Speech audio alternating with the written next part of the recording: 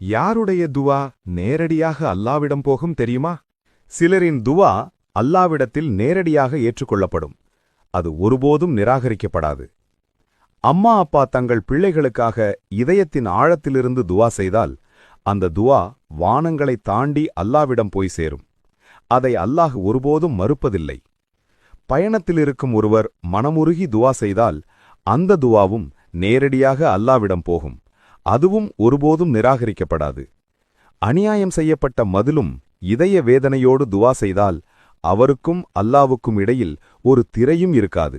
அந்த துவா ஒருபோதும் தடுக்கப்படுவதில்லை. இஃப்தார் நேரத்தில் நோன்பாழி துவா செய்தால் அந்த துவா கபூலியத்தின் வாசல் வரை நேரடியாக போய் நிற்கும். அதுவும் நிராகரிக்கப்படாது.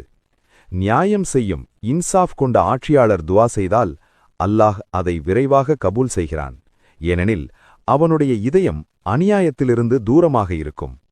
நல்லவர் சாலிஹான அடியார் துவா செய்தால் அல்லாஹ் அதை சீக்கிரம் ஏற்றுக்கொள்கிறான்.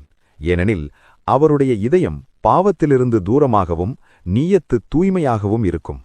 மேலும் ஒரு முஸ்லிம் தன் சகோதரனுக்காக மறைவாக துவா செய்தால் அந்த துவா அல்லாவுக்கு மிக மிக பிடித்தமானது. அதனால் அந்த துவா விரைவாக கபூல் செய்யப்படுகிறது. Download ShareChat.